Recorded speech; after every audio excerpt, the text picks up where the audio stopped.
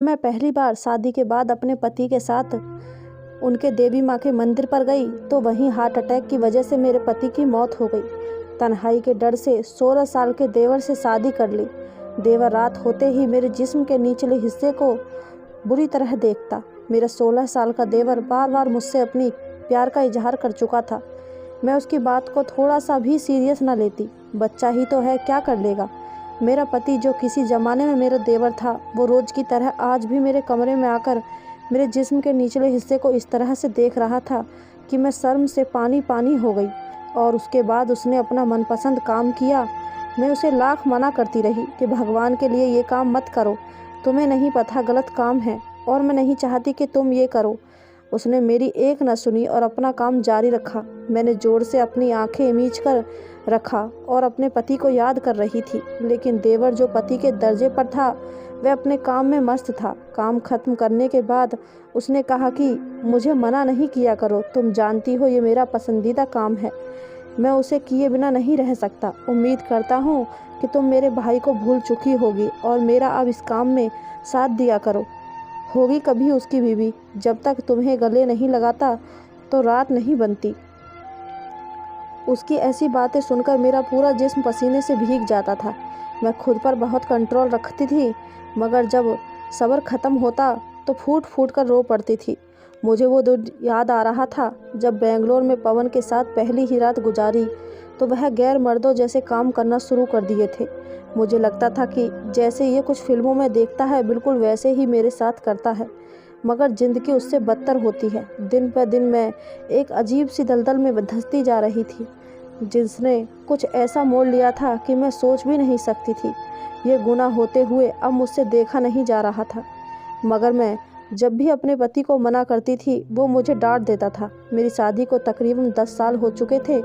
शादी के बाद ही मेरी सास ने अपने आखिरी बच्चे यानी मेरे देवर को जन्म दिया था। पहली औरतें उम्र के आखिरी हिस्से तक बच्चे पैदा करती थी। मेरी सास ने भी अपना 7वां बच्चा बुढ़ापे में जन्म दिया था, मगर भगवान की करनी ऐसी हुई कि देवर के जन्म के बाद सास बीमार पड़ गई। उस वक्त वह बच्चा 6 साल का होगा। वह उसकी देखभाल नहीं कर सकती थी। सारा दिन देवर रोता रहता तो कभी भूख से बिलखता रहता। मुझसे छोटा बच्चे का रोना नहीं देखा जाता था, तभी उसको पालने की जिम्मेदारी ले बैठी।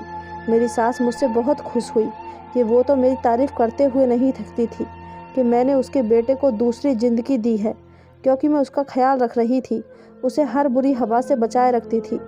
मेरा पति मजदूरी करता था, सारा दिन खेतों में काम करता और शाम होते ही लौट आता था। मुझे शुरू से तीर्थ करने का बहुत शौक था, मगर ससुराल में अपनी इच्छा को जाहिर करना मतलब अपनी इज्जत की धज्जियाँ उड़ाने के मुताबिक था। शादी को तकरीबन 10 साल होने को थे, मगर भगवान ने मुझे औलाद नहीं दी थी। मेरे देवर का नाम पवन था। मैंने उसे हमेशा अपने बच्चे की तरह पाला था, मगर मैं इस बात से अनजान थी कि इसी बच्चे से मेरी शादी हो जाएगी। लेकिन जैसा हम नहीं सोचते, ज़िंदगी हमारे साथ वही खेल खेलती है। आज तक जिसे बच्चा समझती रही, वही बच्चा शादी के इतने सालों बाद मेरी सुहाग सेज पर मेरा पति बना बैठा था और मुझसे अपने पति होने के हक मांग रहा था। पवन उस वक्त 15 साल का था जब उसने कहा कि आपकी सबसे बड़ी ख्वाहिश क्या है। पहले तो मैं कहती रही कि अगर उसने किसी को बता दिया तो कयामत आ जाएगी, मगर पवन ने कहा कि ये बात वह सिर्फ खुद तक रखेगा और किसी को भी नहीं बताएगा। मैंने उसे बता दिया कि मेरी बचपन से इच्छा है कि मैं तीर्थ पर जाऊं। उसने कहा फिक्र नहीं करें, आपकी इच्छा जल्दी ही पूरी होगी। पवन मुझे प्यार से भाभी माँ कहता था कि हमेशा आपने माँ की तरह मुझे पाला है, तो आप मेरी भाभी माँ हुई। अब मैं उसे क्या याद दिलवाती कि जिसको तुम भाभी माँ कहते रहे हो, आज उसी के साथ ये सब करना तुम्हें शोभा नहीं देता। पवन ने मेरी सास से बात की। वह शुरू से ही जिद्दी किस्म का था, जो बात कहता था उसे मनवाने के लिए कुछ भी करता था। मेरी सास उन दिनों बिस्तर पर थी, मगर पवन ने उन्हें मना लिया और मेरी ख्वाहिश पूरी करने की ठान ली।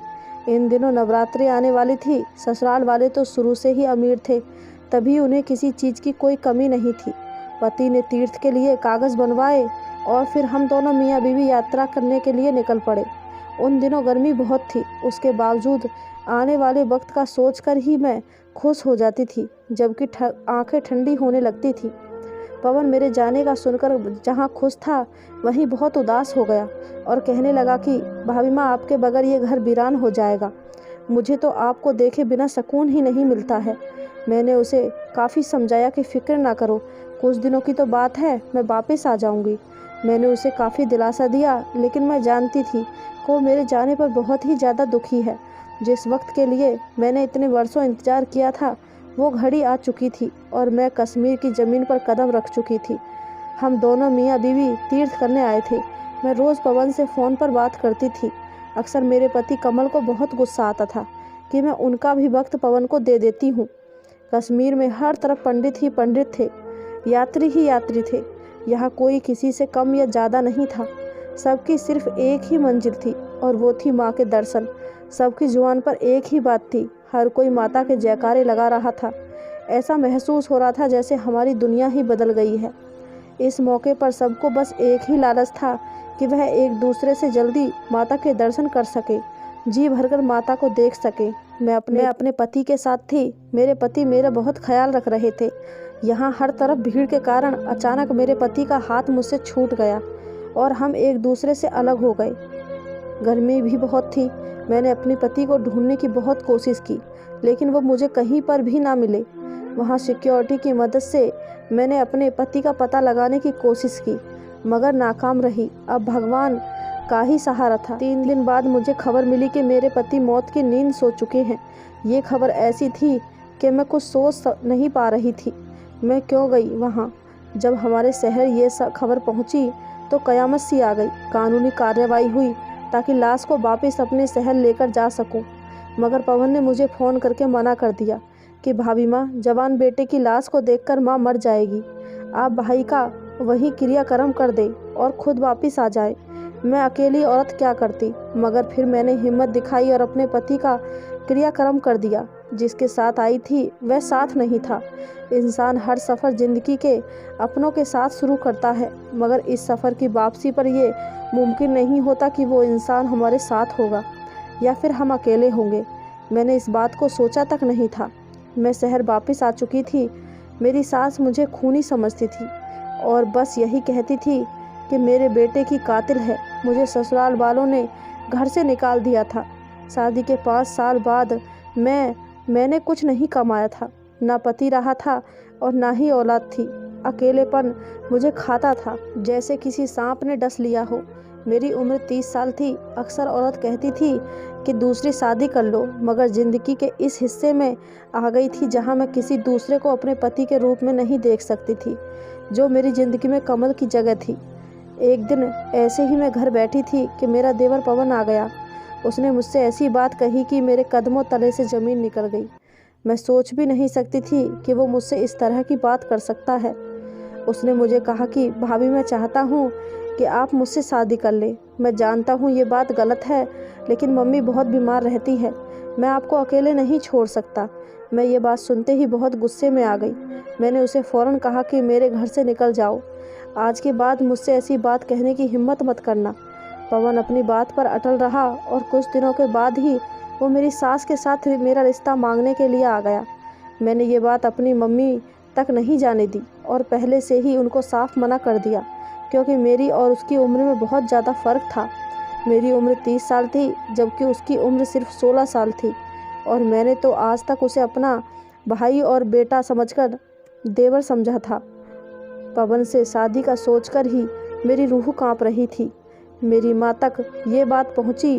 उसने कहा कि बेटा, इतने अच्छे लोग हैं, तुमने 10 साल वहाँ गुजारे हैं, वह खाते पीते लोग हैं, तुम्हें वहाँ किसी किस्म की कोई परेशानी नहीं हुई आज तक, तुम बेऔलाद हो, ये ताना भी किसी ने नहीं दिया, तो पवन के साथ शादी कर लो।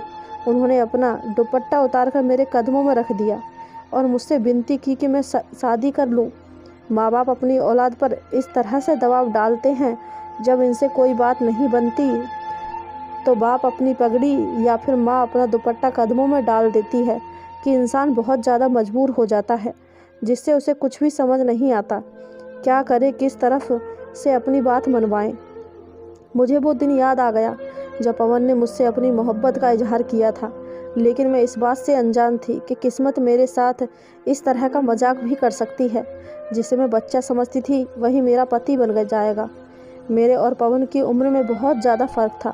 मुझे यही डर था कि हर कोई बात सुनाएगा, लेकिन मेरे ससुराल वालों को परवाह नहीं थी। मैं ये बात भी जानती थी कि पवन मेरे ही हाथों में पला है। जिसको मैंने अपने हाथों से पाला पोसा था, उससे शादी करना ये बहुत अजीब था। पर भगवान के लिए ये काम ना किया करो तुम। रोज़ इस तरह से मेरे साथ बदतमीजी करते हो, मुझे ज़रा भी अच्छा नहीं लगता है। तुम्हें मैंने कितनी बार मना किया है कि ये बात गलत है। उसका रोज़ का माहौल था कि वो अपना मनपसंद काम किया करता था। मेरी आदत थी कि मैं उसे पवन बेटा कहकर पुकारती थी। आदत इंसान से बहुत देर बाद छूटती है। मुझे भी इस आदत के हाथों कई बार शर्मिंदा होना पड़ा था। मैं सारा दिन अपने बिस्तर पर पड़ी हुई थी। मेरे शरीर के निचले हिस्से को पवन मुझे बताते हुए भी शर्म आ रही थी। काश कि हम लोग अपने बच्चों की परवरिश अच्छे तरीके से कर सके और उनको सही गलत की पहचान दे सके। मुझे अक्सर लगता था कि पवन की परवरिश में मुझसे कोई कमी रह गई है, लेकिन नहीं। मैं ये क्या सोच रही हूँ, अब तो वो मेरा पति है। शादी के फ़ौरन बाद ही मैंने फिर से इजाज़त ली कि मैं कमल की बरसी पर तीर्थ के लिए जाऊं। उसने मुझे खुशी से इजाज़त दे दी थी।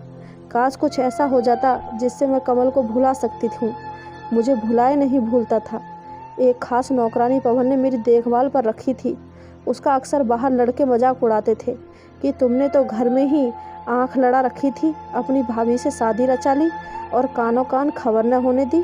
वो बहुत गुस्सा किया करता था। उसने मेरी खातिर अपने दोस्तों की आदत बदल दी।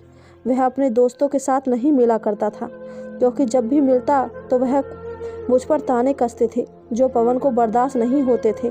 आज भी पवन मेरे कमरे में आया तो मैंने उसे मना किया। भगवान के लिए ये काम ना किया करो। तुम्हें कितनी बार मैंने मना किया है, समझाया है। तो उसने कहा कि अब आप भी मेरी बात समझ लें। जब तक मैं जिंदा हूँ यही करता रहूँगा। उसके बाद मेरी आंखों से आंसू गिरने लगे। मैंने अपनी टांगों की तरफ देखा तो मुझे वो दिन याद आने लगे जब मैं अपनी टांगों पर सही सलामत चलती फिरती थी। अब तो मेरी टांगें ही नहीं रही थी। मैं अपाहिज लड़की हो चुकी थी, जिसका सिर्फ इस दुनिया में अब पवन ही सहारा था। मुझे हर काम के लिए तो किसी नौकरानी की ज़रूरत पड़ती थी। जब मेरी पवन के साथ शादी हुई थी तो उन दिनों मैं दुनिया से बेगानी हो गई। बाज़ार से वापस आ रही थी कि रास्ते में मेरा एक्सीडेंट हो गया, जिसमें मैंने अपनी दोनों टांगें खो दी। जब से मेरी टांगें नहीं रही थीं, पवन रोज़ रात को आते ही सबसे पहले मेरी टांगों की मरहम पट्टी किया करता था, जिन्हें कई महीने हो चुके थे, अब भी नहीं भरे थे। मुझे आज तक ये सिखाया गया था कि पति की जगह कदमों में नहीं होती, बीवी पति की गुलाम होती है। पति कोई भी हुक्म दे तो उसको फ़ौरन मानना पड़ता है, लेकिन पति बीवी का गुलाम नहीं होता है। मैं तो आज तक इस बात को ही मानती आ रही थी, इसलिए पवन को मना करती थी। जब मैंने ये बात पवन से कही तो उसने मुझे चुप करवा दिया और फिर उसने मुझे कहा कि आप गलत सोच की हैं। मियाँ बीवी दोनों का एक दूसरे के बराबर का हक होता है। ऐसा नहीं है कि पति का दर्जा ज़्यादा है और बीवी का कम है। दोनों ही एक गाड़ी के पहिए हैं, एक खराब हो जाए तो गाड़ी नहीं चलती। पवन मेरा बहुत ज़्यादा ख्याल रखता था। उसने कभी एहसास ही ना होने दिया कि मैं अपाहिज हो चुकी थी, लेकिन पवन ने मुझे अपने प्यार से ये साबित कर दिया था कि मेरी टांगें नहीं हैं, लेकिन पवन मेरा सहारा है और ज़िंदगी के हर मुकाम पर वो मेरा साथ देगा।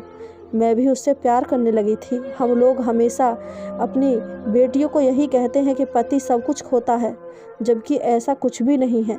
पति पत्नी दोनों एक बराबर हैं। सिर्फ एक दर्जा पति को दिया गया है कि अगर भगवान के बाद किसी की पूजा होती तो पति की होती। अगर बीवी बीमार हो गई है या उसका कोई शारीरिक तकलीफ़ है तो पति उसकी लाठी होता है कि उसकी मदद करे या उसकी दिनचर्या करे। एक लंबी आजमाइश के बाद मैं ज़िंदगी की तरफ लौट रही थी और इसकी वजह सिर्फ़ और सिर्फ पवन था। भगवान ने मुझे पवन जैसा अच्छा देवर दिया था और वो खुद में कमल की कॉपी था। किसी ने कहा था कि अगर आपसे आपका प्यार कहीं खो जाए तो वही प्यार किसी न किसी सूरत में आपको वापस मिल ही जाता है। मुझसे पुराने कमल को छीना था, मगर उसके रूप में ही एक बहुत ही अच्छा देवर दिया था। कमल भगवान की चीज़ थी, उसने वापस ले ली और पवन जैसा पति दिया था। काश कि आज मैं जिंदा होती तो अपनी आने वाली नस्ल को देखकर कितना खुश होती, लेकिन मैं अपने बेटे जैसे देवर का घर बसाते ही इस दुनिया से चली गई थी। दोस्तों, आपको ये कहानी कैसी लगी हमें कमेंट करके ज़रूर बताएं। कहानी अच्छी लगी हो तो चैनल को सब्सक्राइब, वीडियो को एक लाइक ज़रूर करें। धन्यवाद दोस्तों।